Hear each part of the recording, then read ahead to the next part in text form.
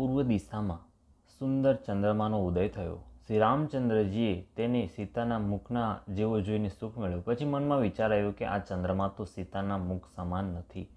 ખારા સમુદ્રમાં એનો જન્મ, વળી એ સમુદ્રમાં ઉત્પન્ન થવાને કારણે વિષ એનો ભાઈ. દિવસે તો તે મલિન નિસ્તેજ રહે છે અને કલંકી કાળા ડાઘથી યુક્ત છે. બિચારો શોભાનો દરિદ્રી ચંદ્રમા સીતાજીના મુખની બરાબરી કેમ પામી શકે છે? વળી એ વધે ઘટે અને વિરહિણી સ્ત્રીઓને દુઃખ આપનારો છે. રાહુ પોતાની સંધિમાં પામીને એને ગ્રસી લે છે. ચક્રવાકને શોક ચકવીના વિયોગનો આપનારો અને કમળનો વેરી એને કરમાવનાર છે. હે ચંદ્રમા, તારામાં ઘણાય અવગુણ છે જે સીતાજીમાં નથી. આથી જાનકીજીના મુખની તને ઉપમા આપવાથી ઘણું અનુચિત કર્મ કર્યાનો દોષ લાગશે. આ રીતે ચંદ્રમાના બહાને સીતાજીના મુખની શોભાનું વર્ણન કરીને રાત ઘણી થયેલી જાણીને તેઓ ગુરુજીની પાસે ગયા. મુનિના ચરણ કમળોમાં પ્રણામ કરીને આજ્ઞા મેળવીને વિશ્રામ કર્યો. રાત વીતી પછી શ્રી રઘુનાથજી જાગ્યા અને ભાઈઓને જોઈને એમ કહેવા લાગ્યા, હે तात, જુઓ, કમળ, ચક્રવાક અને સમસ્ત સંસારને સુખ આપનાર અરુણોદય થયો છે. લક્ષ્મણજી બંને હાથ જોડીને પ્રભુના પ્રભાવને સૂચિત કરનારી કોમળ વાણી બોલ્યા. અરુણોદય થવાથી કુમુદની સંકોચાઈ ગઈ અને તારાગણોનો પ્રકાશ ફીકો પડી ગયો. જે રીતે આપના આવવાનું સાંભળીને સર્વે રાજા બળહીન થઈ ગયા. બધા રાજારૂપી તારા અજવાળું મંદ પ્રકાશ કરે છે, પણ તે ધનુષરૂપી મહાન અંધકારને હટાવી નથી શકતા. રાત્રિનો અંત થવાથી જેમ કમળ, ચક્રવાક, ભમરા અને અનેક પ્રકારના પક્ષી હર્ષિત થઈ રહ્યા છે, એવી જ રીતે હે પ્રભુ, આપના સર્વે ભક્તો ધનુષ તોડતા સુખી થશે. સૂર્ય ઉદય થયો, વગર પરિશ્રમે અંધકાર નષ્ટ થઈ ગયો, તારા સંતાઈ ગયા, સંસારમાં તેજનો પ્રકાશ થઈ ગયો. હે રઘુનાથજી, સૂર્યે પોતાના ઉદયના બહાને બધા રાજાઓને પ્રભુ આપનો પ્રતાપ દેખાડ્યો છે. આપની ભુજાઓના બળની મહિમા ઉદ્ઘાટિત કરવા, ખોલીને બતાવવાને માટે જ ધનુષ તોડવાની આ પદ્ધતિ પ્રગટ થઈ છે. ભાઈના વચન સાંભળીને પ્રભુ મલકાયા. વળી સ્વભાવથી જ પવિત્ર શ્રી રામચંદ્રજીએ શૌચથી નિવૃત્ત થઈને સ્નાન કર્યું અને નિત્ય કર્મ કરીને તેઓ ગુરુજીની પાસે આવ્યા. આવીને તેમણે ગુરુજીના સુંદર ચરણ કમળોમાં શીશ નમાવ્યું. ત્યારે જનકજીએ સતાનંદજીને બોલાવ્યા અને તેમણે તુરંત જ વિશ્વામિત્ર મુનિની પાસે મોકલ્યા. તેમણે વિશ્વામિત્રજીની પાસે આવીને જનકજીની વિનંતી સંભળાવી. વિશ્વામિત્રજીએ હર્ષિત થઈને બંને ભાઈઓને બોલાવ્યા. સતાનંદજીના ચરણોની વંદના કરીને પ્રભુ શ્રી રામચંદ્રજી ગુરુજીની સમીપ જઈને બેઠા. ત્યારે મુનિએ કહ્યું, હે तात, ચાલો, જનકજીએ બોલાવવા મોકલ્યા છે, જેને સીતાજીનો સ્વયંવર જોવો જોઈએ ઈશ્વર કોને મોટાઈ આપી છે. લક્ષ્મણજીએ કહ્યું, હે નાથ, જેના પર આપની કૃપા હશે તે જ મોટાઈનું પાત્ર થશે. ધનુષ તોડવાનું શ્રેય એને જ પ્રાપ્ત થશે. આ શ્રેષ્ઠ વાણી સાંભળીને સર્વે મુનિ પ્રસન્ન થયા. બધાએ સુખ માનીને આશીર્વાદ આપ્યા. પછી મુનિઓના સમૂહ સહિત કૃપાળુ શ્રી રામચંદ્રજી ધનુષ યજ્ઞશાળા જોવા ચાલ્યા. બંને ભાઈ રંગભૂમિમાં આવ્યા છે. આવી ખબર જ્યારે બધા નગરવાસીઓને પડી ત્યારે બાળક, જવાન, વૃદ્ધ અને સ્ત્રી પુરુષ બધાએ ઘર અને કામકાજ બોલાવીને ચાલી નીકળ્યા. જ્યારે જનકજીએ જોયું કે ભારે ભીડ થઈ ગઈ છે, ત્યારે તેમણે સર્વ વિશ્વાસપાત્ર સેવકોને બોલાવી લીધા અને કહ્યું કે તમે લોકો તરત જ બધા લોકોની પાસે જાઓ અને હર કોઈને યથા યોગ્ય આસન આપો. તે સેવકોએ કોમળ અને નમ્ર વચન કહીને ઉત્તમ, મધ્યમ અને નીચું અને લઘુ સર્વ શ્રેષ્ઠ શ્રેણીના સ્ત્રી પુરુષોને પોતપોતાના યોગ્ય સ્થાન પર બેસાડ્યા. તે જ સમયે રાજકુમાર રામ અને લક્ષ્મણ ત્યાં આવ્યા. એ એવા સુંદર છે જાણે સાક્ષાત મનોહરતા જ એમના શરીરો પર છવાઈ રહી હોય. સુંદર, શ્યામ અને ગૌર એમનું શરીર છે. તે ગુણોના સમુદ્ર, ચતુર અને ઉત્તમ વીર છે. તે બંને સુંદર ભાઈ રાજાઓના સમાજમાં એવા સુશોભિત થઈ રહ્યા છે જાણે તારાગણોની વચ્ચે બે પૂર્ણ ચંદ્રમા હોય. જેમની જેવી ભાવના હતી પ્રભુની મૂર્તિ તેમને તેવી જ જોઈ. મહાન રણધીર રાજા લોકો શ્રી રામચંદ્રજીના રૂપને એમ જોઈ રહ્યા છે જાણે સ્વયં વીર રસે દેહ ધારણ કરેલો હોય. કુટિલ રાજા પ્રભુને જોઈને ડરી ગયા જાણે મોટી ભયાનક મૂર્તિ હોય. છળથી જે રાક્ષસો ત્યાં રાજાના વેશમાં બેઠા હતા તેમણે પ્રભુને પ્રત્યક્ષ કાળના જેવા જોયા. નગર નિવાસીઓએ બંને ભાઈઓને મનુષ્યના ભૂષણ રૂપે અને નેત્રોને સુખ આપનારા જોયા. સ્ત્રીઓ હૃદયમાં હર્ષ પામીને પોતપોતાની રુચિ અનુસાર તેમને જોઈ રહી છે, જાણે શૃંગાર રસ જ પરમ અનુપમ મૂર્તિ ધારણ કરીને સુશોભિત થઈ રહ્યો હોય. વિદ્વાનોને પ્રભુ વિરાટ રૂપે દેખાયા, જેમના ઘણા જ મુખ, હાથ, પગ, નેત્ર, શિર છે. જનકજીના સજાત્ય કુટુંબી પ્રભુને એવી રીતે એવા પ્રિય રૂપમાં જોઈ રહ્યા છે જેમ સગા સંબંધી પ્રિય લાગે છે. જનક સહિત રાણીઓ તેમને પોતાના બાળક સમાન જુએ છે. તેમની પ્રીતિનું વર્ણન નથી કરી શકાતું. યોગીઓને તે શાંત, શુદ્ધ, સમ અને સ્વતઃ પ્રકાશ, સહજ પ્રકાશરૂપ પરમ તત્વરૂપે દેખાયા. હરિભક્તોએ બંને ભાઈઓને સર્વ સુખ આપનારા ઈષ્ટદેવ સમાન જોયા. સીતાજી જે ભાવથી શ્રી રામચંદ્રજીને જોઈ રહ્યા છે તે સ્નેહ અને સુખ તો કહેવાતું જ નથી. તેનો સ્નેહ અને સુખનો હૃદયમાં અનુભવ તેઓ કરી રહ્યા છે, પરંતુ તેઓ પણ તેને કહી શકતા નથી.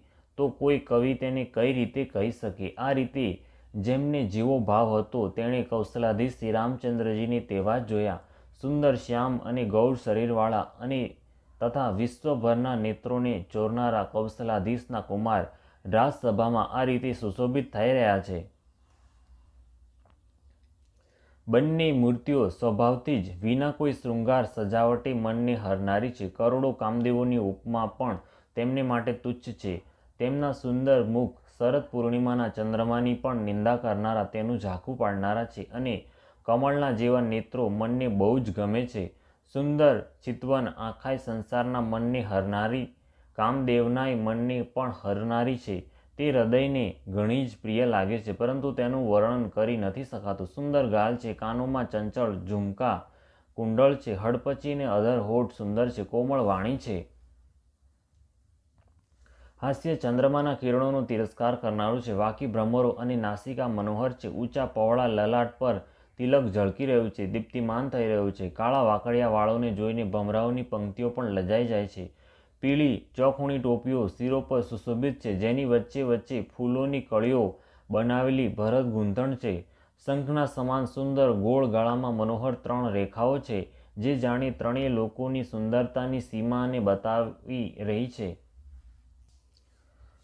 હૃદય ઉપર ગજમુક્તાઓના સુંદર કંઠા અને તુલસીની માળાઓ સુશોભિત છે, જેમના ખભા બળદોના ખભાની જેમ ઊંચા તથા પુષ્ટ છે.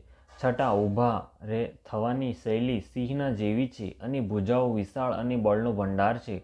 કમરમાં ભાતો અને પીતાંબર બાંધેલા છે. જમણા હાથમાં બાણ અને ડાબા સુંદર ખભાઓ પર ધનુષ તથા પીળી યજ્ઞોપવિત જનોઈ સુશોભિત છે.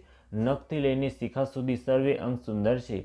તેની પર મહાન શોભા છવાયેલી છે. તેમને જોઈને સર્વે લોકો સુખી થયા. નેત્રો એકીટસી નિમેષ શૂન્ય છે અને કીકીઓ પણ ફરતી નથી. જનકજી બંને ભાઈઓને જોઈને હરખાયા, ત્યારે તેમણે જઈને મુનિના ચરણ કમળ પકડી લીધા.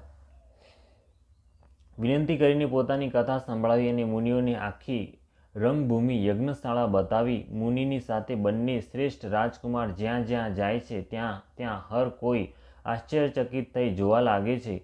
બધાએ રામજીને પોતપોતાની બાજુ જ મુખ કરેલા જોયા, પરંતુ તેનું કંઈ પણ વિશેષ રહસ્ય કોઈ ન જાણી શક્યું. મુનિએ રાજાને કહ્યું, રંગભૂમિની રચના ઘણી સુંદર છે. વિશ્વામિત્ર જેવા નિસ્પૃહ, વિરક્ત અને જ્ઞાની મુનિ થકી રચનાની પ્રશંસા સાંભળીને રાજા પ્રસન્ન થયા અને એમને મોટું સુખ મળ્યું. સર્વે મંચોમાં એક મંચ અધિક સુંદર, ઉજ્જવળ અને વિશાળ હતો. સ્વયં રાજાએ મુનિ સહિત બંને ભાઈઓને તેની પર બેસાડ્યા. પ્રભુને જોઈને સર્વે રાજા હૃદયથી એવી રીતે હારી ગયા, નિરાશ અને ઉત્સાહહીન થઈ ગયા, જેમ પૂર્ણ ચંદ્રમાનો ઉદય થવાથી તારા પ્રકાશહીન થઈ જાય છે. એમના તેજને જોઈને બધાના મનમાં એવો વિશ્વાસ થઈ ગયો કે શ્રી રામચંદ્રજી જ ધનુષ્યને તોડશે, એમાં કોઈ સંશય નથી.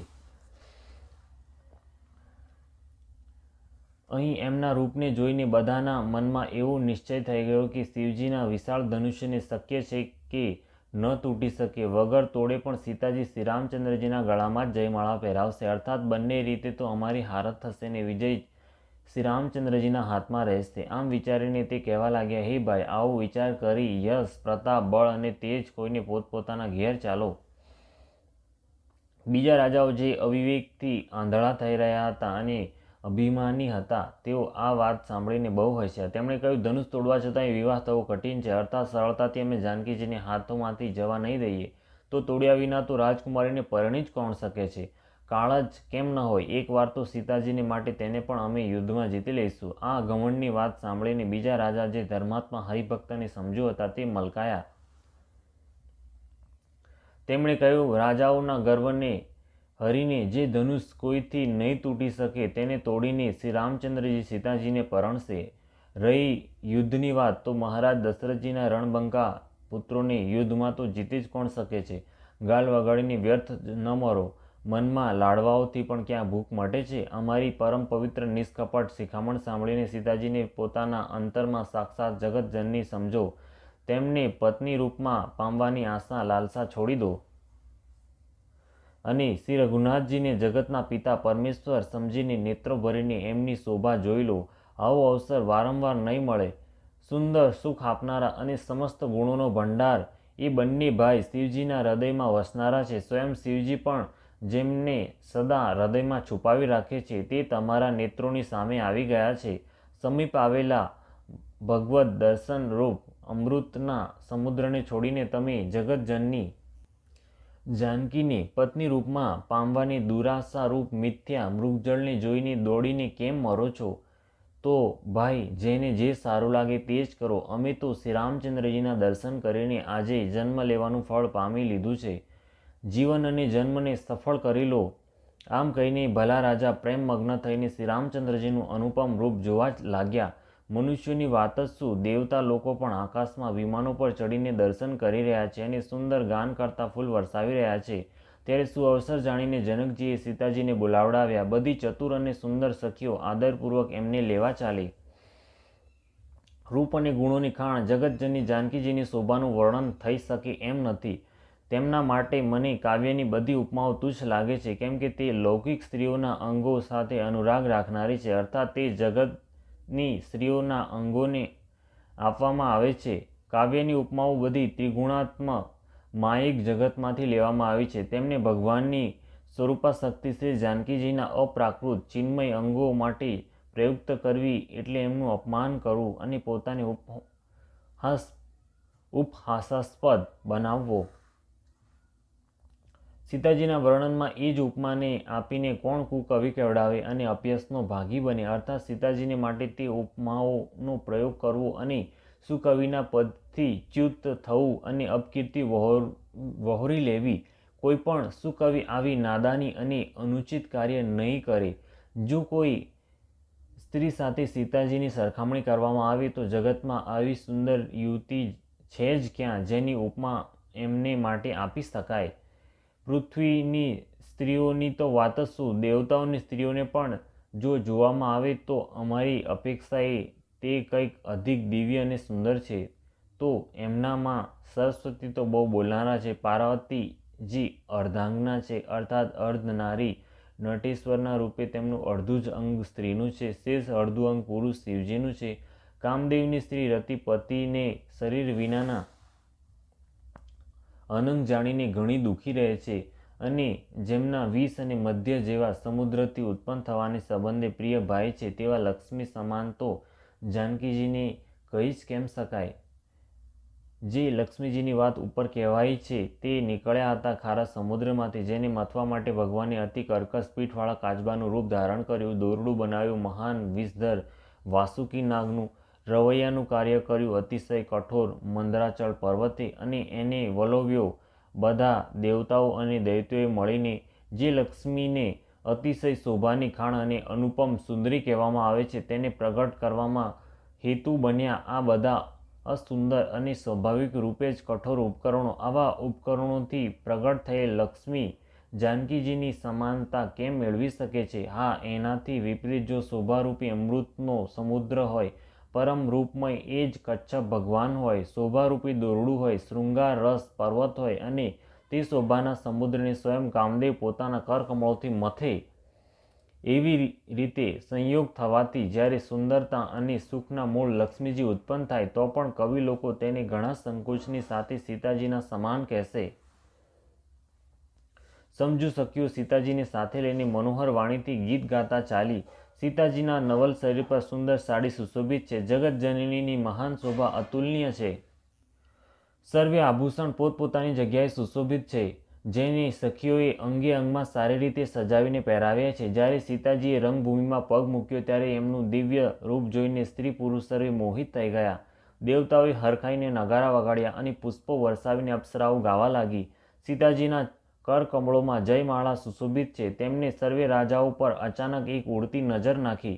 સીતાજી ચકિત મનથી કેવળ શ્રી રામચંદ્રજીને ખોળવા લાગ્યા. ત્યારે સર્વે રાજાઓ મોહને વશ થઈ ગયા. સીતાજીએ મુનિની પાસે બેઠેલા બંને ભાઈઓને જોયા તો તેમના નેત્ર પોતાનો ખજાનો પામીને લલચાઈને ત્યાં જ શ્રી રામચંદ્રજીમાં લાગી ગયા, સ્થિર થઈ ગયા.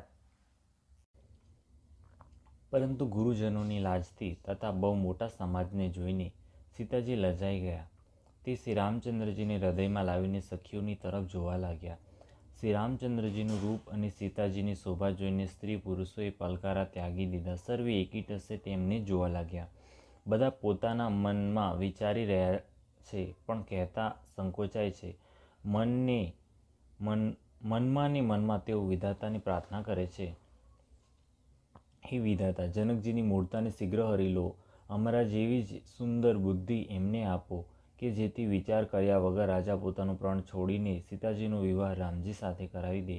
સંસાર તેમને ભલો જ કહેશે, કેમ કે આ વાત હર કોઈને સારી લાગે છે. હઠ કરવાથી અંતે હૃદય બળશે. સર્વે લોકો એ જ લાલસામાં લીન થઈ રહ્યા છે કે જાનકીજીને યોગ્ય વર તો આ જ સાંભળો છે. પછી રાજા જનકે બંદીજનો ભાટોને બોલાવ્યા. તેઓએ બિરદાવલી વંશની કીર્તિ ગાતા ચાલ્યા આવ્યા. રાજાએ કહ્યું, જઈને મારું પ્રાણ સર્વેને કહો. ભાટ ચાલ્યા. તેમના હૃદયમાં આનંદ ઓછો ન હતો. ભાટોએ શ્રેષ્ઠ વચનો કહ્યા. હે પૃથ્વીનું પાલન કરનારા સર્વે રાજાગણો, સાંભળો. અમે પોતાની ભુજાઓ ઉઠાવીને જનકજીનું વિશાળ પ્રાણ કહીએ છીએ. રાજાઓની ભુજાઓનું બળ ચંદ્રમાં છે. શિવજીનું ધનુષ્ય રાહુ છે. તે ભારે છે, કઠોર છે, એ સર્વેને વિદિત છે. મોટા ભારે યોદ્ધા રાવણ અને બાણાસુર પણ આ ધનુષને જોઈને ચૂપચાપ ચાલતા થયા છે. તેને ઉઠાવવાથી દૂર રહ્યા, સ્પર્શ કરવાની પણ હિંમત ન કરી. એ જ શિવજીના કઠોર ધનુષને આજે આ રાજસભામાં જે પણ તોડશે, ત્રણેય લોકોના વિજયની સાથે જ જાનકીજી કોઈ પણ વિચાર કર્યા વગર હઠપૂર્વક તેનું વરણ કરશે. પ્રણ સાંભળીને સર્વે રાજા લલચાઈ ઉઠ્યા. જે વીરતાના અભિમાની હતા તે પણ મનમાં ઘણા તમતમાયા. કમર કસીને અકળાઈને ઉઠ્યા અને પોતાના ઈષ્ટદેવોને શીશ નવાવીને ચાલ્યા. તેઓ રોષથી શિવજીના ધનુષ તરફ તાકીને જુએ છે, પછી લક્ષ પર દ્રષ્ટિ જમાવીને તેને પકડે છે. કરોડો રીતે જોર લગાવે છે, પણ તે તેમનાથી ઉચકાતું જ નથી. જે રાજાઓના મનમાં કંઈ વિવેક છે તે ધનુષની પાસે જતા નથી. તે મૂર્ખ રાજા ક્રોધથી આવેશપૂર્વક કચકચાવીને ધનુષને પકડે છે, પરંતુ જ્યારે નથી ઉચકાતું તો લજાઈને ચાલ્યા જાય છે. જાણે વીરોની ભુજાઓનું બળ પામીને તે ધનુષ વધુ ને વધુ ભારે થતું જાય છે. પછી 10,000 રાજા એક સાથે જ ધનુષને ઉપાડવા લાગ્યા, તો પણ તે તેમનાથી ટાળે નથી ટળતું. શિવજીનું તે ધનુષ એવું ડગતું નથી જેવું કામી પુરુષોના વચનથી સતીનું મન કદી ચલાયમાન નથી થતું. સર્વે રાજા ઉપવાસને યોગ્ય થઈ ગયા. જેમ વૈરાગ્ય વિના સંન્યાસી ઉપવાસને યોગ્ય થઈ જાય છે. કીર્તિ, વિજય, મોટી વીરતા આ સર્વે તે ધનુષના હાથે પરાણે હારીને ચાલ્યા ગયા. રાજાઓ હૃદયથી હારીને શ્રીહીન હતપ્રભ થઈ ગયા અને પોતપોતાના સમાજમાં જઈને બેઠા. રાજાઓને અસફળ જોઈને જનકજી અકળાઈ ગયા અને એવા વચન બોલ્યા જે જાણે ક્રોધમાં તરબોળ થયેલા હતા. મેં જે પ્રણ લીધું હતું તે સાંભળીને દ્વીપના અનેક રાજાઓ આવ્યા. દેવતા અને દૈત્ય પણ મનુષ્યનું શરીર ધારણ કરીને આવ્યા, તથા બીજા પણ ઘણા જ રણધીર વીરો આવ્યા. પરંતુ મનોહર કન્યા, મહાન વિજય અને અત્યંત સુંદર કીર્તિને પામનારું બ્રહ્માએ કોઈ રચ્યો જ નથી, માટે તૂટનારું ધનુષ્ય જાણે બનાવ્યું જ નથી. અર્થાત બ્રહ્માની સૃષ્ટિની કોઈ વ્યક્તિ આ ધનુષને ન તોડી શકે અને આ મનોહર કન્યા વિજય અને કીર્તિ મેળવી શકે. સ્વયં પરમેશ્વર જ આ કાર્ય કરી શકે છે. કહો, આ લાભ કોને સારો નથી લાગતો? પરંતુ કોઈએ પણ શંકરજીના ધનુષને ન ચડાવ્યું. અરે ભાઈ, ચડાવવું ને તોડવું તો દૂર રહ્યું, કોઈ તલભાર ભૂમિથી પણ છોડાવી ન શક્યું. હવે કોઈ વીરતાનું અભિમાની નારાજ ન થાય. મેં જાણી લીધું, પૃથ્વી વીરોથી ખાલી થઈ ગઈ છે. હવે આશા છોડીને પોતપોતાના ઘેર જાઓ. બ્રહ્માએ સીતાનો વિવાહ લખ્યો જ નથી. જો પ્રણ છોડું તો પુણ્ય જાય છે, એટલે શું કરું? કન્યા કુંવારી જ રહે. જો હું જાણતો હોત કે પૃથ્વી વીરોથી શૂન્ય છે તો પ્રણ કરીને ઉપવાસનું પાત્ર ન બનત. જનકજીના વચન સાંભળીને બધા સ્ત્રી પુરુષ જાનકીજીની તરફ જોઈને દુઃખી થયા, પરંતુ લક્ષ્મણજી રોષે ભરાઈ ઉઠ્યા. તેમની ભ્રમરો વાકી થઈ ગઈ, હોઠ ફરકવા લાગ્યા અને નેત્ર ક્રોધથી લાલ થઈ ગયા. શ્રી રઘુવીરજીના ડરથી કંઈ કહી તો શકતા નથી, પણ જનકજીના વચન તેમને બાણ જેવા લાગ્યા. જ્યારે ન રહી શક્યા ત્યારે શ્રી રામચંદ્રજીના ચરણ કમળોમાં માથું નમાવીને તેઓ યથાર્થ વચન બોલ્યા. રઘુવંશીઓમાં કોઈ પણ જ્યાં હોય તે સમાજમાં આવા વચન કોઈ નથી કહેતું, જેવા અનુચિત વચન રઘુકુળ શિરોમણી શ્રી રામચંદ્રજીની ઉપસ્થિતિ જાણવા છતાં પણ જનકજીએ કહ્યા છે. હે સૂર્યકુળ રૂપી કમળના સૂર્ય, સાંભળો, હું સ્વભાવથી જ કહું છું, કંઈ અભિમાન કરીને નહીં. જો આપની આજ્ઞા પામું તો હું બ્રહ્માંડને દડાની જેમ ઉંચકી લઉં અને એને કાચા ઘડાની જેમ ફોડી નાખું. હું સુમેરુ પર્વતની મૂળાની જેમ તોડી શકું છું. હે ભગવાન, આપના પ્રતાપના મહિમા સામે આ બિચારું જૂનું ધનુષ્ય તો કઈ ચીજ છે. એમ જાણીને, હે નાથ, આજ્ઞા હોય તો કંઈક ખેલ કરું. તેને પણ જુઓ. ધનુષને કમળની દાંડીની જેમ ચડાવી તેને લઈને 100 યોજન સુધી દોડ્યો જાઉં. હે નાથ, આપના પ્રતાપના બળથી ધનુષને બિલાડીની ટોપની પેઠે તોડી નાખું. જો આમ ન કરું તો પ્રભુના ચરણોના સોગંદ છે કે ફરી હું ધનુષ અને ભાતાને કદી હાથમાં લઈશ નહીં. લક્ષ્મણજી ક્રોધભર્યા વચન બોલ્યા કે તરત જ પૃથ્વી ડગમગ થવા લાગી. દિશાઓના હાથી કંપી ઉઠ્યા. બધા લોકો અને રાજા ડરી ગયા અને સીતાજીના હૃદયમાં હર્ષ થયો અને જનકજી સંકોચાઈ ગયા. ગુરુ વિશ્વામિત્રજી, શ્રી રઘુનાથજી અને સર્વે મુનિઓ મનમાં હરખાયા અને વારંવાર પુલકિત થવા લાગ્યા. શ્રી રામચંદ્રજીએ ઈશારાથી લક્ષ્મણજીને ના પાડી અને પ્રેમ સહિત પોતાની પાસે બેસાડી દીધા. વિશ્વામિત્રજી શુભ સમય જાણીને અત્યંત પ્રેમભરી વાણી બોલ્યા. હે રામ, ઉઠો, શિવજીનું ધનુષ્ય તોડો અને હે તાત, જનકજીનો શોખ હરો. ગુરુજીના વચન સાંભળીને શ્રી રામચંદ્રજીએ ચરણોમાં શીશ નમાવ્યું અને એમના મનમાં ન હર્ષ થયો ન વિષાદ, અને તેઓ પોતાની સિંહ છટાથી યુવા સિંહને પણ શરમાવતા હોય તેમ સરળ સ્વભાવથી જ ઉઠીને ઊભા રહ્યા. મંચરૂપી ઉદયાચળ પર શ્રી રઘુનાથજી રૂપી બાળ સૂર્યનો ઉદય થતાં જ સર્વે સંતરૂપી કમળ ખીલી ઉઠ્યા અને નેત્રરૂપી ભમરા હર્ષિત થઈ ગયા. રાજાઓના આશારૂપી રાત્રિ નષ્ટ થઈ ગઈ. એમના વચનરૂપી તારાઓનો સમૂહ ચમકવો બંધ થઈ ગયો. તે મૌન થઈ ગયા. અભિમાની રાજા રૂપી કુમુદ સંકોચાઈ ગયા અને કપટી રાજા રૂપી ઘોડ સંતાઈ ગયા. મુનિ અને દેવતારૂપી ચક્રવાક શોક રહિત થઈ ગયા. તેઓ ફૂલ વરસાવીને પોતાની સેવા પ્રગટ કરી રહ્યા છે. પ્રેમ સહિત ગુરુના ચરણોની વંદના કરીને શ્રી રામચંદ્રજીએ મુનિઓની આજ્ઞા માંગી. સમસ્ત જગતના સ્વામી શ્રી રામચંદ્રજી સુંદર મદમસ્ત શ્રેષ્ઠ હાથીના જેવી ચાલતી સ્વાભાવિક જ ચાલ્યા. શ્રી રામચંદ્રજીના ચાલતા જ નગરભરના સર્વે સ્ત્રી પુરુષ સુખી થઈ ગયા અને એમના શરીર રોમાંચથી ભરાઈ ગયા. તેમણે નગરજનો પિતૃ અને દેવતાઓની વંદના કરી પોતાના પુણ્યોનું સ્મરણ કર્યું. જો અમારા પુણ્યોનો કંઈક પ્રભાવ હોય તો હે ગણેશ ગોસાઈ, રામચંદ્રજી શિવજીના ધનુષને કમળની દાંડીની પેઠે તોડી નાખે. શ્રી રામચંદ્રજીને વાત્સલ્ય પ્રેમની દ્રષ્ટિએ નિહાળીને અને સખીઓને સમીપ બોલાવીને સીતાજીના માતા સ્નેહવશ સંકોચાઈને વિલાપ કરતા હોય તેમ આ વચન બોલ્યા. હે સખી, આ જે અમારા હિતેચ્છુ કહેવડાવે છે તે પણ બધા તમાશો જોવાવાળા છે. કોઈ પણ એમના ગુરુ વિશ્વામિત્રજીને સમજાવીને નથી કહેતા કે આ રામજી બાળક છે. એમના માટે આવો હઠ સારો નથી. જે ધનુષ્યને રાવણ અને બાણાસુર જેવા જગત વિજયી વીરોને હલાવવા છતાં ન હલી શક્યું, તેને તોડવા માટે મુનિ વિશ્વામિત્રજીએ રામજીને આજ્ઞા આપવી અને રામજીએ એને તોડવા માટે ચાલી નીકળવું. રાણીને હઠ જણાવ્યું એટલે તે કહેવા લાગ્યા કે ગુરુ વિશ્વામિત્રજીને કોઈ સમજાવતું પણ નથી. રાવણ અને બાણાસુર જે ધનુષને અડ્યા પણ નથી અને સર્વે રાજા ઘમંડ કરીને હારી ગયા, તે જ ધનુષ આ સુકુમાર રાજકુમારોના હાથમાં આપી રહ્યા છે. હંસનું બચ્ચું પણ ક્યાંય મંદરાચળ પર્વત ઉપાડી શકે છે. બીજો તો કોઈ સમજાવીને કહે કે ન કહે. રાજા તો મોટા સમજદાર અને જ્ઞાની છે. તેમણે તો ગુરુને સમજાવવાની ચેષ્ટા કરવી જોઈતી હતી, પરંતુ માલુમ પડે છે કે રાજાની પણ બધી સમજણ સમાપ્ત થઈ ગઈ છે. એ સખી, વિધાતાની ગતિ કંઈ જાણવામાં આવતી જ નથી.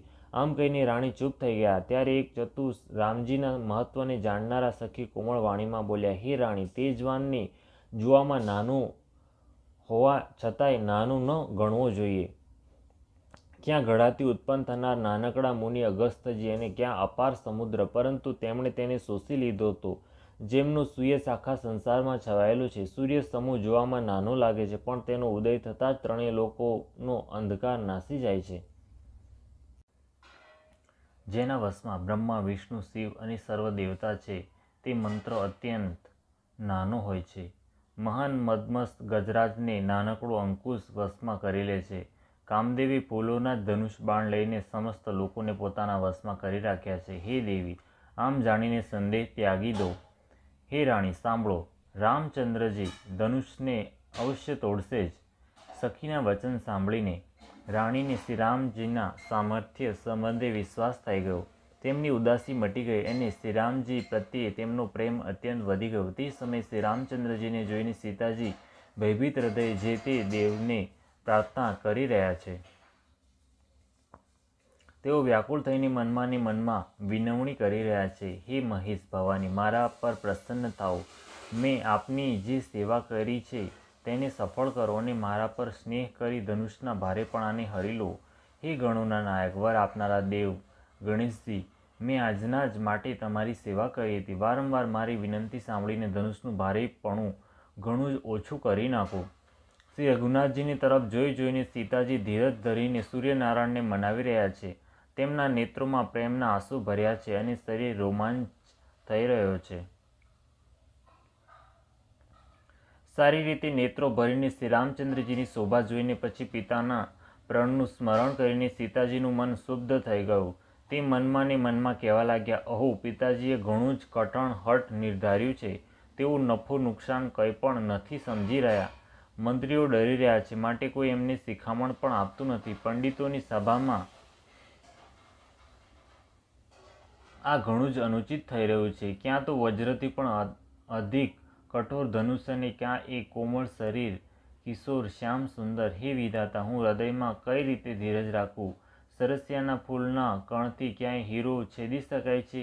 આખી સભાની બુદ્ધિ બહેર મારી ગઈ છે, બાવરી થઈ ગઈ છે. એટલે હે શિવજીના ધનુષ, હવે તો મને તારો જ આશરો છે. શ્રી સીતાજી ધનુષને વિનવી રહ્યા છે, તું તારી જડતા ભારેપણું લોકોના ઉપર નાખી દે અને શ્રી રઘુનાથજીના સુકુમાર શરીરને જોઈને એટલું જ હલકું થઈ જા, જેથી શ્રી રામચંદ્રજી તેને સરળતાથી ઉઠાવી શકે. આ રીતે સીતાજીના મનમાં ઘણો જ સંતાપ થઈ રહ્યો છે.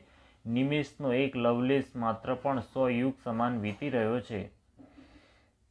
પ્રભુ શ્રી રામચંદ્રજીને જોઈને પછી પૃથ્વી તરફ જોતા સીતાજી ચંચળ નેત્ર એવી રીતે શોભિત થઈ રહ્યા છે, જાણે ચંદ્રમંડળ રૂપી ડોલમાં કામદેવ રૂપી 2 માછલીઓ રમી રહી હોય.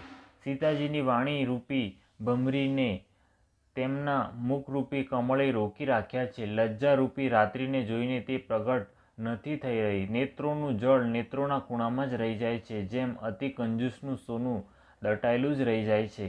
પોતાની વધેલી વ્યાકુળતા જોઈને સીતાજી સંકોચાઈ ગયા અને ધીરજ ધરીને હૃદયમાં વિશ્વાસ આણ્યો કે જો તન, મન અને વચનથી મારું પ્રણ સાચું છે અને શ્રી રઘુનાથજીના ચરણ કમળોમાં મારું ચિત્ત વાસ્તવમાં અનુરક્ત છે, તો સર્વેના હૃદયમાં નિવાસ કરનારા ભગવાન મને રઘુશ્રેષ્ઠ શ્રી રામચંદ્રજીની દાસી અવશ્ય બનાવશે.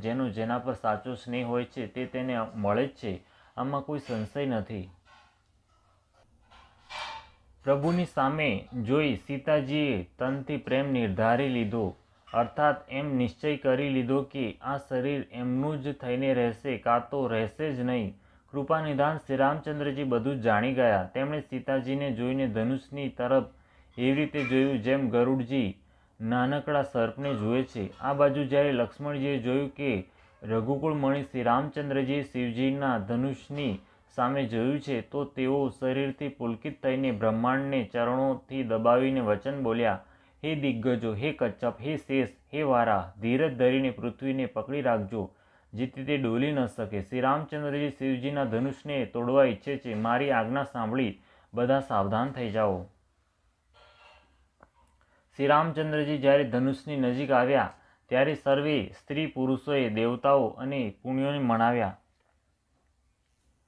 સર્વે સ્ત્રી પુરુષોએ દેવતાઓ અને પુણ્યોને મનાવ્યા, યાદ કર્યા. સર્વેનો સંદેહ અને અજ્ઞાન, નીચ રાજાઓનું અભિમાન હારીને પરશુરામજીના ગર્વની ગુરુતા, દેવતા અને શ્રેષ્ઠ મુનિનું બેબાકપણું, સીતાજીનો શોક, જનકજીનો પશ્ચાતાપ અને રાણીઓના દારૂણ દુઃખનો દાવાનળ હારીને એ બધા શિવજીના ધનુષરૂપી મોટા વહાણને પામીને સમાજ બનાવી તેની ઉપર જઈ ચડ્યા. એ બધા શ્રી રામચંદ્રજીની ભુજાઓના બળરૂપી અપાર સમુદ્રને પાર કરવા ઈચ્છે છે, પરંતુ કોઈ કેવટ મળતો નથી. શ્રી રામચંદ્રજીએ સર્વે લોકોની સામે જોયું અને તેમને ચિત્રમાં ચિતરેલા જેવા જ સ્થિર જોઈને પછી કૃપાધામ શ્રી રામચંદ્રજી સીતાજીની સામે જોયું અને તેમને વિશેષ વ્યાકુળ જાણ્યા. તેમણે જાનકીજીને અત્યંત વ્યાકુળ જોયા, જેમની એક એક ક્ષણ કલ્પ સમાન વીતી રહી હતી. જો તરસ્યો માણસ જળ વિના જ શરીર છોડી દે તો એના મુવા પછી અમૃતનું તળાવ પણ શું કરશે? બધી ખેતી સુકાઈ જાય પછી વર્ષા શું કામની? સમય વીતી ગયા પછી પસ્તાવાથી શું લાભ? અંતરમાં એમ સમજીને શ્રી રામચંદ્રજીએ જાનકીજીની તરફ જોયું અને એમનો વિશેષ પ્રેમ જાણીને તેઓ પુલકિત થઈ ગયા. મનમાં ને મનમાં તેમણે ગુરુજીને પ્રણામ કર્યા અને ઘણી જ સ્ફૂર્તિથી ધનુષને ઉંચકી લીધું. જ્યારે એણે હાથમાં લીધું ત્યારે તે ધનુષ વીજળીની જેમ ચમક્યું અને પછી આકાશમાં મંડળ જેવું મંડલાકાર ગોળાકાર થઈ ગયું.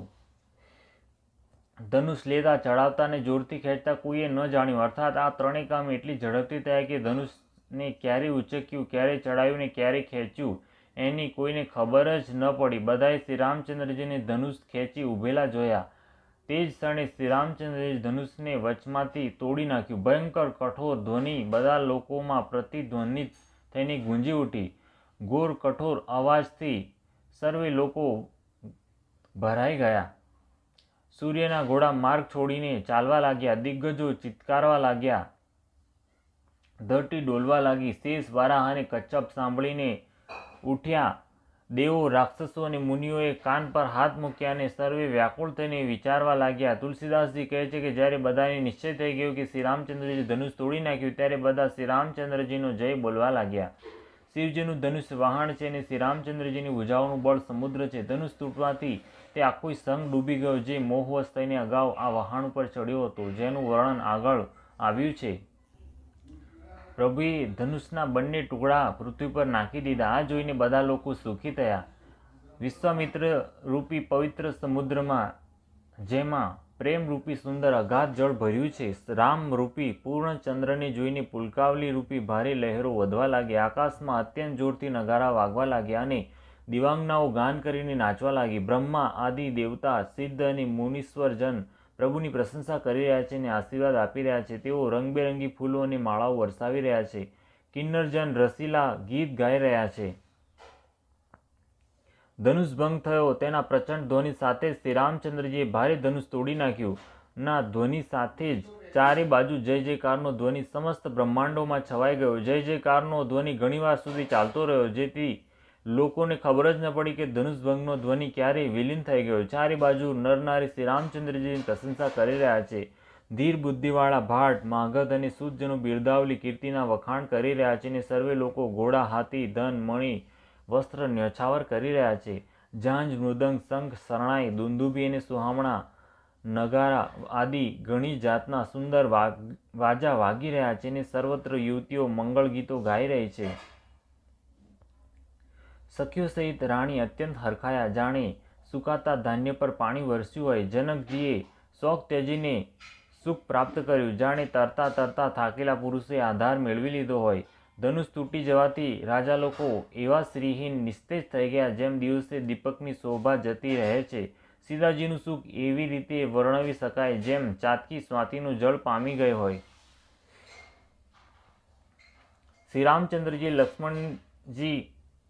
રામચંદ્રજીને લક્ષ્મણજી એવી રીતે જોઈ રહ્યા છે જેમ ચંદ્રમાને ચકોરનું બચ્ચું જોઈ રહ્યું હોય. ત્યારે સતાનંદજીએ આજ્ઞા આપીને સીતાજીએ શ્રી રામચંદ્રજીની પાસે પ્રયાણ કર્યું. સાથે સુંદર ચતુર સખીઓ મંગળાચાર ગીતો ગાઈ રહી છે. સીતાજી બાળહંસીની જેવી ચાલ્યા. તેમના અંગોમાં અપાર શોભા છે. સખીઓની વચમાં સીતાજી એવા શોભિત થઈ રહ્યા છે જેમ ઘણી શોભાઓની વચમાં મહાશોભા હોય. કર કમળમાં સુંદર જયમાળા છે જેમાં વિશ્વ વિજયની શોભા છવાયેલી છે. સીતાજીના તનમાં સંકોચ છે પણ મનમાં પરમ ઉત્સાહ છે. તેમનો આ ગુપ્ત પ્રેમ કોઈના જાણ્યામાં આવતો નથી. સમીપ જઈને શ્રી રામચંદ્રજીની શોભા જોઈને રાજકુમારી સીતાજી જાણે ચિત્રમાં ચિતર્યા હોય તેવા થઈ ગયા. આ દશા જોઈને ચતુર સખીએ સમજાવીને કહ્યું, સુહામણી જય માળા પહેરાવો. આ સાંભળીને સીતાજીએ બંને હાથેથી માળા ઉંચકી પણ પ્રેમ વિવશ હોવાથી પહેરાવી ન શકાય. તે સમયે તેમના હાથ એવા સુશોભિત થઈ રહ્યા છે જાણે દાંડીઓ સહિત બે કમળ ચંદ્રમાને બીતા બીતા જયમાળા આપી રહ્યા હોય. આ શોભાને જોઈને સખીઓ ગાવા લાગી. ત્યારે સીતાજીએ શ્રી રામચંદ્રજીના ગળામાં જયમાળા પહેરાવી. શ્રી રઘુનાથજીના હૃદય પર જયમાળા જોઈને દેવો ફૂલ વરસાવવા લાગ્યા. સમસ્ત રાજાજનો એવી રીતે સંકોચાઈ ગયા જાણે સૂર્યને જોઈને કુમુદોનું સમૂહ સંકોચાઈ જાય છે. નગર અને આકાશમાં વાજા વાગવા લાગ્યા. દુષ્ટ લોકો ઉદાસ થઈ ગયા અને સજ્જન લોકો સર્વે પ્રસન્ન થઈ ગયા. દેવતા, કિન્નર, મનુષ્ય, નાગ અને મુનીશ્વર જય જયકાર કરીને આશીર્વાદ આપી રહ્યા છે. દેવાંગનાઓ નાચવા ગાવા લાગી. વારંવાર હાથોમાંથી પુષ્પોની અંજલિઓ છૂટી રહી છે. ચારે કોર બ્રાહ્મણ વેદ ધ્વનિ કરી રહ્યા છે અને ભાટ લોકો બિરદાવલી કુળકીર્તિ વખાણી રહ્યા છે. પૃથ્વી, પાતાળ અને સ્વર્ગ ત્રણેય લોકોમાં યશ ફેલાઈ ગયો કે શ્રી રામચંદ્રજીએ ધનુષ તોડી નાખ્યું અને સીતાજીનું વરણ કરી લીધું છે. નગરના નર નારી આરતી કરી રહ્યા છે અને પોતાની સંપત્તિ યોગ્યતાને બોલાવીને સામર્થ્યથી અત્યંત અધિક ન્યોછાવર કરી રહ્યા છે. શ્રી સીતારામજીની જોડી એવી સુશોભિત થઈ રહી છે જાણે સુંદરતા અને શૃંગાર રસ એકત્ર થઈ ગયા હોય. સખીઓ કહી રહી છે, સીતે સ્વામીના ચરણોને સ્પર્શ કરો, પરંતુ સીતાજી અત્યંત ભયભીત થઈ તેમના ચરણોનો સ્પર્શ કરતા નથી.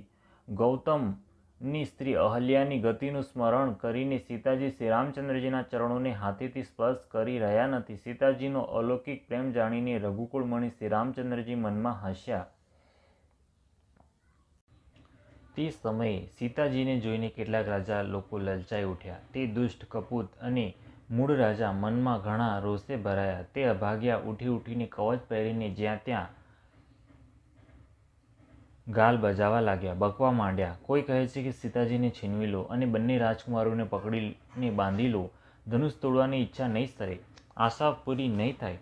અમારી હયાતીમાં તો રાજકુમારીને કોણ પરણી શકે છે? જો જનકજી કંઈ સહાય કરે તો યુદ્ધમાં બંને ભાઈઓ સહિત તેને પણ જીતી લો. આ વચન સાંભળીને સજ્જન રાજા બોલ્યા, આ નિર્લજ્જ રાજ સમાજને જોઈને તો લજ્જા પણ લજાઈ ગઈ. અરે, તમારું બળ, પ્રતાપ, વીરતા, મોટાઈ અને નાગ પ્રતિષ્ઠા તો ધનુષને સાથે ચાલ્યા ગયા. શું હવે એ વીરતા ક્યાંથી પામી ગયા? આવી દુષ્ટ બુદ્ધિથી એટલે જ વિધાતાએ તમારા મુખો પર મેસ લગાડી દીધી. ઈર્ષા, ઘમંડ અને ક્રોધ છોડીને નેત્રો ભરીને શ્રી રામચંદ્રજીની શોભાને જોઈ લો. લક્ષ્મણજીના ક્રોધને પ્રબળ અગ્નિ જાણીને એમાં પતંગિયા ન બનો. જેમ ગરુડજીનો ભાગ કાગડો ઈચ્છે છે, સિંહનો ભાગ સસલું ઈચ્છે છે અને વિના કારણે ક્રોધ કરનારો પોતાની કુશળતા ઈચ્છે છે, શિવજીનો વિરોધ કરનારા બધા પ્રકારની સંપત્તિ ઈચ્છે છે, લોભી, લાલચુ, સુંદર કીર્તિને ઈચ્છે છે, કામી મનુષ્ય નિષ્કલંકતા ઈચ્છે છે, શું પામી શકે છે? અને જેમ શ્રી હરિના ચરણોથી વિમુખ મનુષ્ય પરમ ગતિ મોક્ષ ઈચ્છે છે. હે રાજાઓ, સીતાજીને માટે તમારી લાલચ પણ એવી જ વ્યર્થ છે. કોલાહલ સાંભળીને સીતાજી શંકિત થઈ ગયા. ત્યારે સખીઓ તેમને ત્યાં લઈ ગઈ કે જ્યાં રાણી સીતાજીના માતા હતા. શ્રી રામચંદ્રજી સીતાજીના સ્નેહને મનમાં વખાણતા સ્વાભાવિક ચાલતી ગુરુજીની પાસે ચાલ્યા. રાણીઓ સહિત સીતાજી દુષ્ટ રાજાઓના દુર્વચન સાંભળીને શોકવશ છે. ન જાણે વિધાતા હવે શું કરનાર છે. રાજાઓના વચન સાંભળીને લક્ષ્મણજી આમ તેમ જુએ છે, પરંતુ શ્રી રામચંદ્રજીના ડરથી કંઈ બોલી શકતા નથી. તેમના નેત્ર લાલ છે. ભ્રમરો વાકી થઈ ગઈ અને તેઓ ક્રોધથી રાજાઓની તરફ જોવા લાગ્યા. જાણે મદમસ્ત હાથીઓનું ટોળું જોઈને સિંહના બચ્ચાને આવેશ આવી ગયો હોય. ખળભળાટ જોઈને જનકપુરની સ્ત્રીઓ વ્યાકુળ થઈ ગઈ અને સર્વે મળીને રાજાઓને ગાળો આપવા લાગી. તે જ અવસરે શિવજીના ધનુષનું તૂટવાનું સાંભળીને ભૃગુ કુળરૂપી કમળના સૂર્ય પરશુરામજી આવ્યા. તેમને જોઈને સર્વે રાજાઓ સંતાઈ ગયા. જાણે બાજની તરાપ પડી તેતરો છુપાઈ ગયા હોય. ગૌર શરીર પર વિભૂતિ ભસ્મ અત્યંત શોભી રહી છે અને વિશાળ લલાટ ઉપર ત્રિપુંડ વિશેષ શોભા આપી રહ્યું છે. શિર પર જટાઓ છે. સુંદર મુખચંદ્ર ક્રોધના લીધે કંઈક લાલ થઈ આવ્યું છે. ભ્રમરો વાકી અને આંખો ક્રોધથી લાલ છે. સહજ જ સ્વાભાવિકપણે જોતા હોય છે તો પણ એવું લાગે છે જાણે ક્રોધ કરી રહ્યા છે. બળદના જેવા ઊંચા અને પુષ્ટ ખભા છે. છાતી અને ભુજાઓ વિશાળ છે. સુંદર યજ્ઞોપવિત ધારણ કરેલી છે. માળા પહેરી છે અને મૃગચર્મ લીધેલું છે. કમરમાં મુનિઓના વસ્ત્ર વલ્કલ અને 2 ભાથાઓ બાંધ્યા છે. હાથમાં ધનુષ બાણ અને સુંદર ખભા પર ફરસો ધારણ કરેલ છે. શાંત વેશ છે, પરંતુ કરણી ઘણી કઠોર છે. સ્વરૂપનું વર્ણન કરી નથી શકાતું. જાણે વીર રસ જ મુનિનું શરીર ધારણ કરીને જ્યાં સર્વે રાજાજનો છે ત્યાં આવી ગયો હોય. પરશુરામજીનો ભયાનક વેશ જોઈને સર્વે રાજા ભયથી વ્યાકુળ થઈ ઊભા થઈ ગયા અને પિતા સહિત પોતાનું નામ કહી કહીને સૌ દંડવત પ્રણામ કરવા લાગ્યા. પરશુરામજી ભલું સમજીને પણ સ્વાભાવિક રૂપે જેની તરફ જોઈ લે છે તે સમજે છે કે જાણે મારું આયુષ્ય પૂરું થઈ ગયું. પછી જનકજીએ આવીને શીશ નમાવીને સીતાજીને બોલાવીને પ્રણામ કરાવડાવ્યા. પરશુરામજીએ સીતાજીને આશીર્વાદ આપ્યા અને સખીઓ હર્ષિત થઈને હવે ત્યાં વધુ વાર રોકાવું યોગ્ય ન જાણીને તે ચતુર સખીઓ તેમને પોતાની મંડળીમાં લઈ ગઈ. પછી વિશ્વામિત્રજી આવીને મળ્યા અને તેમણે બંને ભાઈઓને તેમના ચરણ કમળમાં નમાવ્યા. વિશ્વામિત્રજીએ કહ્યું, આ રામ લક્ષ્મણ રાજા દશરથજીના પુત્રો છે. તેમની સુંદર જોડી જોઈને પરશુરામજીએ આશીર્વાદ આપ્યા. કામદેવનો પણ ગર્વ છોડાવનાર શ્રી રામચંદ્રજીના અપાર રૂપને જોઈને તેમના નેત્ર સ્તંભિત થઈ ગયા. પછી બધુંય જોઈને જાણતા હોવા છતાં અજાણ્યાની જેમ જનકજીને પૂછે છે કે કહો, આ મોટી ભારે ભીડ કેમ છે? તેમના શરીરમાં ક્રોધ છવાયેલો છે, જે કારણે બધા રાજા આવ્યા હતા. રાજા જનકે તે બધા સમાચાર કઈ સંભળાવ્યા. જનકજીના વચન સાંભળીને પરશુરામજીએ ફરીને બીજી બાજુ જોયું તો ધનુષના ટુકડા પૃથ્વી પર પડેલા દેખાયા. અત્યંત ક્રોધે ભરાઈને તેઓ કઠોર વચન બોલ્યા, રે મૂર્ખ જનક, બતાવ ધનુષ કોણે તોડ્યું? તેને શીઘ્ર બતાવ, નહીં તો અરે મૂળ, આજે હું જ્યાં સુધી તારું રાજ્ય છે ત્યાં સુધીની પૃથ્વીને ઉલટાવી નાખીશ. રાજાને અત્યંત ડર લાગ્યો, જેને લીધે તે ઉત્તર આપતા નથી. આ જોઈને કુટિલ રાજા મનમાં અતિ પ્રસન્ન થયા. દેવતા, મુનિ, નાગ અને નગરના સ્ત્રી પુરુષ બધા શોક કરવા લાગ્યા. બધાના અંતરમાં ઘણો ભય છે. સીતાજીના માતા મનમાં પસ્તાઈ રહ્યા છે કે હાય વિધાતાએ હવે બનેલી વાત બગાડી નાખી. પરશુરામજીનો સ્વભાવ સાંભળીને સીતાજીનો અડધો ક્ષણ પણ કલ્પ સમાન વીતવા લાગ્યો. ત્યારે શ્રી રામચંદ્રજી સર્વે લોકોને ભયભીત જોઈને અને સીતાજીને ડરેલા જાણીને બોલ્યા. તેમના હૃદયમાં ન કોઈ હર્ષ હતો ન વિષાદ. હે નાથ, શિવજીના ધનુષને તોડનારો આપનો કોઈ એક દાસ જ હશે. શું આજ્ઞા છે? મને કેમ નથી કહેતા? આ સાંભળીને ક્રોધી મુનિ રિસાઈને બોલ્યા, સેવક એ જ છે જે સેવાનું કામ કરે. શત્રુનું કામ કરીને તો લડાઈ જ કરવી જોઈએ. હે રામ, સાંભળો, જેણે શિવજીનું ધનુષ તોડ્યું છે તે સહસ્ત્ર બાહુના જેવો મારો શત્રુ છે. તે આ સમાજને છોડીને અલગ થઈ જાય, નહીં તો બધા રાજા માર્યા જશે. મુનિના વચન સાંભળીને લક્ષ્મણજી મલકાયા અને પરશુરામજીનું અપમાન કરતા બોલ્યા, હે ગોસાઈ, બાળપણમાં અમે ઘણા નાના ધનુષ તોડી નાખ્યા, પરંતુ આપે આવો ક્રોધ ક્યારેય નથી કર્યો. આ ધનુષ પર આટલી મમતા કયા કારણે છે? આ સાંભળીને ભૃગુવંશની ધ્વજા સ્વરૂપ પરશુરામજી કુપિત થઈને કહેવા લાગ્યા, અરે રાજપુત્ર, કાળને વશ હોવાથી તને બોલવાનો કંઈ પણ હોશ નથી. આખા સંસારમાં વિખ્યાત શિવજીનું આ ધનુષ શું સામાન્ય ધનુષ છે? લક્ષ્મણજીએ હસીને કહ્યું, હે દેવ, સાંભળો, અમારા સમજમાં તો બધા ધનુષ એક જ જેવા છે. જૂના ધનુષને તોડવામાં શું નફો નુકસાન? શ્રી રામચંદ્રજીએ તો આને નવાના બ્રહ્મમાં જોયું હતું. વળી આ તો અડતાની સાથે તૂટી ગયું. તેમાં રઘુનાથજીનો પણ કોઈ દોષ નથી. હે મુનિ, આપ વિના કારણે જ શા માટે ક્રોધ કરો છો? પરશુરામજી પોતાના ફરસાને સામું જોઈને બોલ્યા, અરે દુષ્ટ, તે મારો સ્વભાવ નથી સાંભળ્યો. હું તને બાળક જાણીને મારતો નથી. અરે મૂર્ખ, શું તું મને માત્ર સામાન્ય મુનિ જાણે છે? હું બાળ બ્રહ્મચારી અને અત્યંત ક્રોધી છું. ક્ષત્રિય કુળના શત્રુ રૂપે હું વિશ્વભરમાં વિખ્યાત છું. પોતાની ભુજાઓના બળથી મેં પૃથ્વીને રાજાઓથી રહિત કરી દીધી અને ઘણી વાર તેને બ્રાહ્મણોને આપી દીધી. હે રાજકુમાર, સહસ્ત્રબાહુની ભુજાઓને વાળી નાખનાર મારા આ ફરસાને જો. અરે રાજાના બાળક, તું પોતાના માતા પિતાને શોકને વશ ન કર. મારો ફરસો ઘણો જ ભયાનક છે. એ ગર્ભમાંના બાળકોનો પણ નાશ કરનારો છે. લક્ષ્મણજીએ હસીને કોમળ વાણીથી બોલ્યા, અહો મુનીશ્વર, તો પોતાને મોટો ભારે યોદ્ધા સમજે છે. વારંવાર મને કુહાડી દેખાડે છે અને ફૂગથી પહાડ ઉડાડવા ઈચ્છે છે. અહીં કઈ કોળાનું નાનું કાચું ફળ નથી જે તર્જને આંગળી જોતા જ મરી જાય. કુહાડો અને ધનુષબાણ જોઈને જ મેં કંઈક સ્વાભાવિકપણે કહ્યું હતું. ભૃગુવંશી સમજીને અને યજ્ઞોપવિત જોઈને તો જે કંઈ આપ કહો છો તેને હું ક્રોધ રોકીને સહી લઉં છું. દેવતા, બ્રાહ્મણ, ભગવાનના ભક્ત અને ગૌ, એમના પર અમારા કુળમાં વીરતા નથી દેખાડાતી.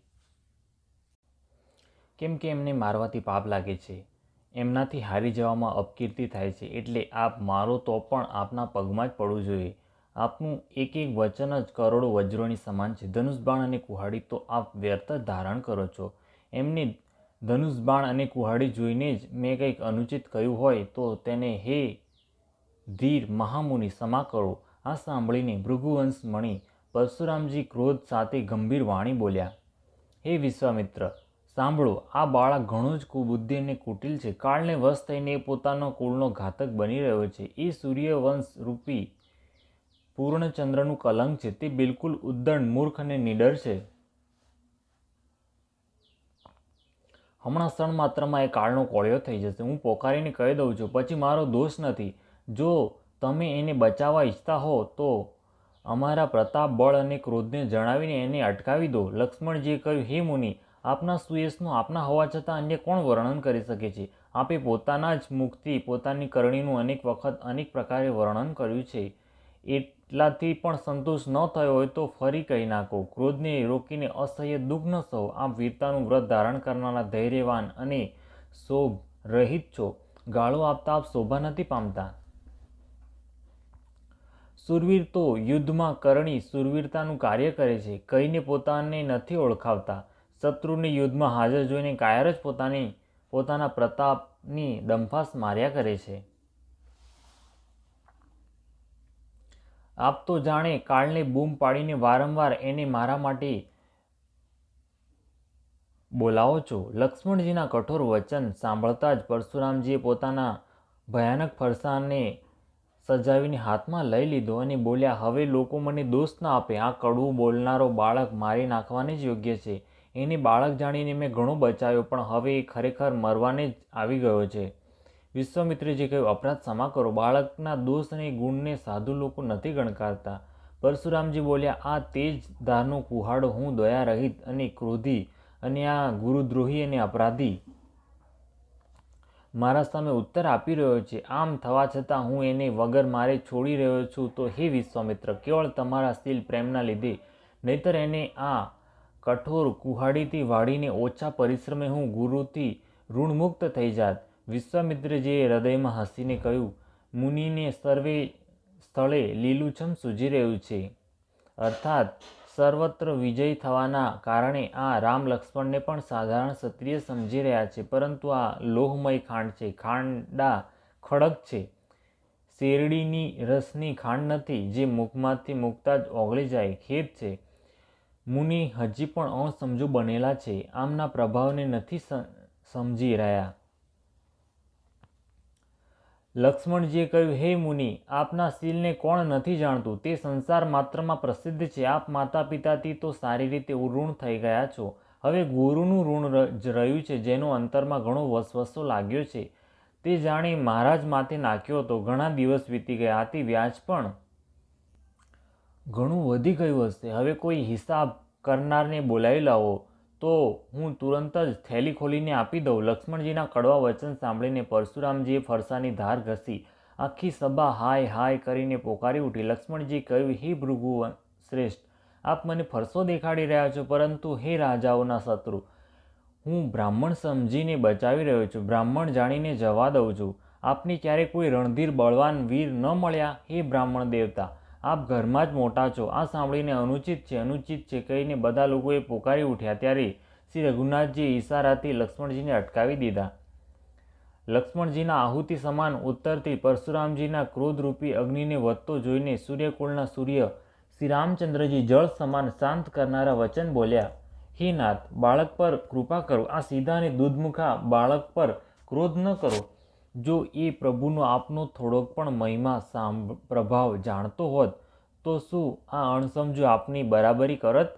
બાળક જો થોડીક ચપળતા પણ કરે તો ગુરુ, પિતા અને માતા મનમાં આનંદથી ભરાઈ જાય છે.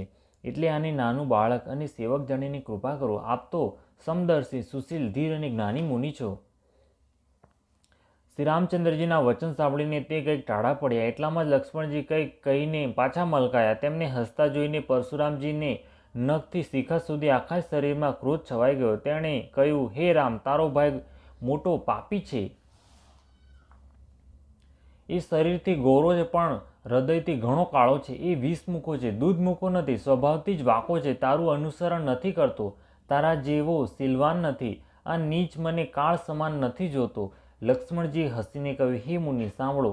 ક્રોધ પાપનું મૂળ છે. જેના વશમાં થઈને મનુષ્ય અનુચિત કર્મ કરી બેસે છે અને સકળ વિશ્વ કરતાં પ્રતિકૂળ ચાલે છે, સર્વેનું અહિત કરે છે. હે મુનિરાજ, હું આપનો દાસ છું. હવે ક્રોધ ત્યાગીને દયા કરો અને તૂટેલ ધનુષ ક્રોધ કરવાથી સંધાઈ નહીં જાય. ઊભા ઊભા પગ દુખવા લાગ્યા હશે, બેસી જાઓ. જો ધનુષ અત્યંત જ પ્રિય હોય તો કોઈ ઉપાય કરવામાં આવે અને કોઈ મોટા ગુણી કારીગરને બોલાવીને જોડાવી દેવડાવાય. લક્ષ્મણજીના બોલવાથી જનકજી બી જાય છે અને કહે છે, બસ ચૂપ કરો, અનુચિત બોલવું સારું નથી. જનકપુરના સ્ત્રી પુરુષ થરથર કંપી રહ્યા છે અને મનોમન કહી રહ્યા છે કે નાનો કુમાર ઘણો જ ખોટો છે. લક્ષ્મણજીની નિર્ભય વાણી સાંભળીને પરશુરામજીનું શરીર ક્રોધથી તપી રહ્યું છે અને એમના બળની હાનિ થઈ રહી છે, તેમનું બળ ઘટી રહ્યું છે. ત્યારે શ્રી રામચંદ્ર પર કૃપા બતાડતા પરશુરામજી બોલ્યા, તારો નાનો ભાઈ સમજીને હું એને બચાવી રહ્યો છું. તે મનનો મેલો અને શરીરે એવો સુંદર છે જેવો વિષના રસથી ભરેલો સોનાનો ઘડો. આ સાંભળીને લક્ષ્મણજી ફરી હસ્યા. ત્યારે શ્રી રામચંદ્રજીએ ત્રાસી નજરોથી એમની તરફ જોયું, જેથી લક્ષ્મણજી સંકોચાઈને વિપરીત બોલવું છોડીને ગુરુની પાસે ચાલ્યા ગયા. શ્રી રામચંદ્રજી બંને હાથ જોડીને અત્યંત વિનય સાથે કોમળ અને શીતળ વાણી બોલ્યા, હે નાથ, સાંભળો, આપ તો સ્વભાવથી સુગ્ન છો. આપ બાળકના વચનો પર કાન ન આપો, તેને સાંભળ્યું ન સાંભળ્યું કરી નાખો. વૃદ્ધ અને બાળકનો એક જ સ્વભાવ છે. સંતજન એનો કદી દોષ ગણતા નથી. વળી તેણે લક્ષ્મણે તો આપનું કંઈ કાર્ય પણ નથી બગાડ્યું. હે નાથ, આપનો અપરાધી તો હું છું. માટે હે સ્વામી, કૃપા, ક્રોધ, વધ અને બંધન જે કંઈ કરવું હોય દાસની જેમ અર્થાત દાસ સમજીને મારા પર કરો. જે રીતે શીઘ્ર આપનો ક્રોધ દૂર થાય, હે મુનિરાજ, બતાવો, તે જ ઉપાય હું કરું. મુનિએ કહ્યું, હે રામ, ક્રોધ કેમ જાય? હજી પણ તારો નાનો ભાઈ વાકી દ્રષ્ટિએ તાકી રહ્યો છે. એની ગરદન પર મેં કુહાડો ન ચલાવ્યો તો ક્રોધ કરીને કર્યું શું? મારા જે કુહાડાની ગોળ કરણી સાંભળીને રાજાઓની સ્ત્રીઓના ગર્ભ સ્ત્રવી જાય છે, તે જ ફરસો હોવા છતાં હું આ શત્રુ રાજપુત્રને જીવિત જોઈ રહ્યો છું. હાથ ચાલતો નથી, ક્રોધથી છાતી બળી જાય છે. હાય, રાજાનો ઘાતક આ કુહાડો પણ કુંઠિત થઈ ગયો, વિધાતા વિપરીત થઈ ગયો. એથી મારો સ્વભાવ બદલાઈ ગયો, નહીંતર ભલા મારા હૃદયમાં ક્યારેય પણ કૃપા કેવી? આજે દયા મને આ દુઃસહ્ય દુઃખ સહન કરાવી રહી છે. આ સાંભળીને લક્ષ્મણજીએ મલકાઈને શીશ નમાવ્યું અને કહ્યું, આપનો કૃપારૂપી વાયુ પણ આપની મૂર્તિને અનુકૂળ જ છે. વચન બોલો છો જાણે ફૂલ ખરી રહ્યા છે. હે મુનિ, જો કૃપા કરવાથી આપનું શરીર બળે છે તો ક્રોધ કરવાથી તો શરીરની રક્ષા વિધાતા જ કરશે. પરશુરામજીએ કહ્યું, હે જનક, જો આ મૂર્ખ બાળક હઠ કરીને યમપુરીમાં ઘર નિવાસ કરવા ઈચ્છે છે અને જલ્દીથી આંખોથી ઓજલ કેમ નથી કરતા? આ રાજપુત્ર દેખાવમાં નાનો છે પણ છે ઘણો ખોટો. લક્ષ્મણજીએ હસીને મનોમન કહ્યું, આંખો મીચી લીધા પછી ક્યાંય કોઈ નથી હોતું. ત્યારે પરશુરામજીએ હૃદયમાં અત્યંત ક્રોધ ભરીને શ્રી રામચંદ્રજીને કહ્યું, અરે સર, તું શિવજીનું ધનુષ તોડીને ઉલટો અમને જ જ્ઞાન શીખવાડે છે. તારો આ ભાઈ તારી જ સંમતિથી કટુ વચન બોલે છે અને તું છળથી હાથ જોડીને વિનય કરે છે. કાં તો યુદ્ધમાં મારો સંતોષ કર, નહીં તો રામ કહેવડાવવાનું છોડી દે.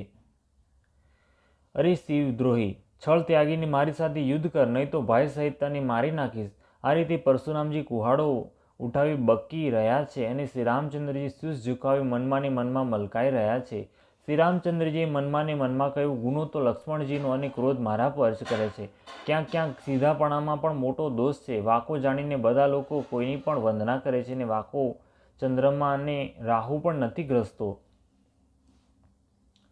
શ્રી રામચંદ્રજીએ પ્રગટ કહ્યું, હે મુનીશ્વર, ક્રોધ છોડો. આપના હાથમાં કુહાડો છે અને મારું આ માથું આગળ છે. જે રીતે આપનો ક્રોધ જાય, હે સ્વામી, તે જ કરો. મને આપનો અનુચર દાસ જાણો. સ્વામી અને સેવકમાં યુદ્ધ કેવું? હે બ્રાહ્મણ શ્રેષ્ઠ, ક્રોધનો ત્યાગ કરો. આપનો વીરો જેવો વેશ જોઈને જ બાળકે કંઈક કહી નાખ્યું હતું. વાસ્તવમાં તેનો પણ કોઈ દોષ નથી. આપને કુહાડો, બાણ અને ધનુષ ધારણ કરેલા જોઈને અને વીર સમજીને બાળકને ક્રોધ આવી ગયો. તે આપનું નામ તો જાણતો હતો પણ આપને ઓળખ્યા નહીં. પોતાના વંશ રઘુવંશના સ્વભાવ પ્રમાણે તેણે ઉત્તર આપ્યા, જો આપ મુનિની જેમ આવ્યા હોત તો હે સ્વામી, બાળક આપના ચરણોની રજ માથા પર મૂકત. અજાણ્યાની ભૂલને ક્ષમા કરી દો. બ્રાહ્મણોના હૃદયમાં અત્યંત અધિક દયા હોવી જોઈએ.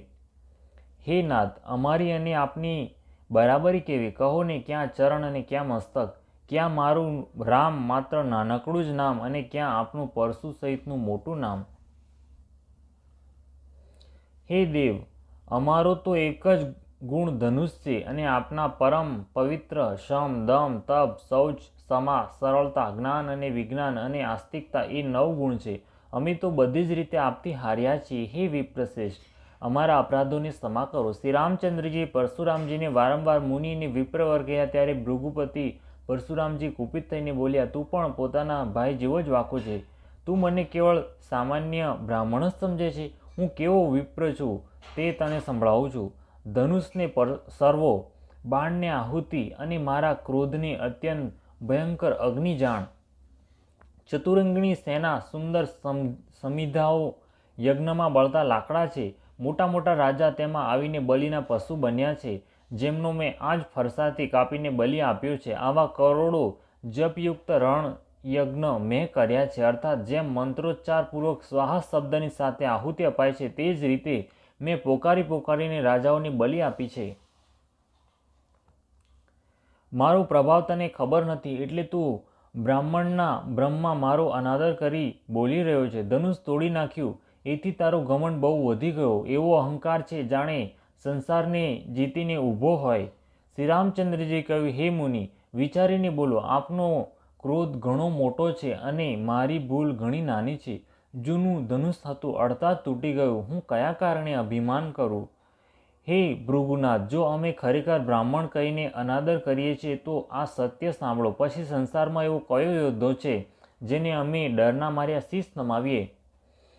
દેવતા, દૈત્ય, રાજા કે અન્ય ઘણા બધા યોદ્ધા, જેઓ તેઓ ભલેને બળમાં અમારી બરાબર હોય કે ભલેને અધિક બળવાન હોય, જો રણમાં અમને કોઈ પણ લલકારે તો અમે તેની સાથે સુખપૂર્વક લડીશું, ભલેને કાળ જ કેમ ન હોય. ક્ષત્રિયનું તન ધરીને જે યુદ્ધમાં ડરી ગયો તે નીચ પોતાના કુળને કલંક લગાડી દીધું. હું સ્વભાવથી જ કહું છું, કુળની પ્રશંસા કરીને નહીં કે રઘુવંશી રણમાં કાળથી પણ નથી ડરતા. બ્રાહ્મણ વંશની એવી જ પ્રભુતા, એવો જ મહિમા છે કે આપથી ડરે છે તે બધાથી નિર્ભય થઈ જાય છે, અથવા જે ભય રહિત હોય છે તે પણ આપથી ડરે છે. શ્રી રઘુનાથજીના કોમળ અને રહસ્યપૂર્ણ વચનો સાંભળીને પરશુરામજીની બુદ્ધિના પડદા ખુલી ગયા. પરશુરામજીએ કહ્યું, હે રામ, રમાપતિના આ ધનુષને હાથમાં અથવા લક્ષ્મીપતિ વિષ્ણુનું ધનુષ લો અને એને ખેંચો, જેથી મારો સંદેહ મટી જાય. પરશુરામજી ધનુષ આપવા લાગ્યા ત્યારે તે સ્વયં જ ત્યાં ચાલી ગયો. ત્યારે પરશુરામજીના મનમાં મોટું આશ્ચર્ય થયું. ત્યારે તેમણે શ્રી રામચંદ્રજીનો મહિમા જાણ્યો, જેના કારણે તેમનું શરીર પુલકિત અને પ્રફુલ્લિત થઈ ગયું. તેઓ હાથ જોડીને વચન બોલ્યા. પ્રેમ એમના હૃદયમાં સમાતો ન હતો. હે રઘુકુળ રૂપી કમળવનના સૂર્ય, હે રાક્ષસોના કુળરૂપી ગાઢ જંગલોને બાળનારા અગ્નિ, આપનો જય હો. હે દેવતા, બ્રાહ્મણ અને ગાયનું હિત કરનાર, આપનો જય હો. હે મદ, મોહ, ક્રોધ અને બ્રહ્મને હરનાર, આપનો જય હો. હે વિનય, શીલ, કૃપા આદિ ગુણોના સમુદ્ર અને વચનોની રચનામાં અતિ ચતુર, આપનો જય હો. હે સેવકોને સુખ આપનારા, સર્વે અંગોથી સુંદર અને શરીરમાં કરોડો કામદેવોની શોભા ધારણ કરનારા, આપનો જય હો. હું એક મુખથી આપની શું પ્રશંસા કરું? હે મહાદેવજીના મનરૂપી માનસરોવરના હંસ, આપનો જય હો. મેં અજાણતા જ આપને ઘણા અનુચિત વચન કહ્યા. હે ક્ષમાના મંદિર, બંને ભાઈ, મને ક્ષમા કરો. હે રઘુકુળની ધજા સ્વરૂપ શ્રી રામચંદ્રજી, આપનો જય હો, જય હો, જય હો. આમ કહીને પરશુરામજી તપ કરવા માટે વનમાં ચાલ્યા ગયા. આ જોઈને દુષ્ટ રાજા લોકો વગર કારણે જ મન કલ્પિત ભયથી શ્રી રામચંદ્રજીથી તો પરશુરામજી પણ હારી ગયા. અમે તો એમનું અપમાન કર્યું હતું, હવે ક્યાં તે એનો બદલો ન લે? આ વ્યર્થ ડરથી ડરી ગયા તે કાયરો ચૂપચાપ જ્યાં ત્યાં નાસી ગયા.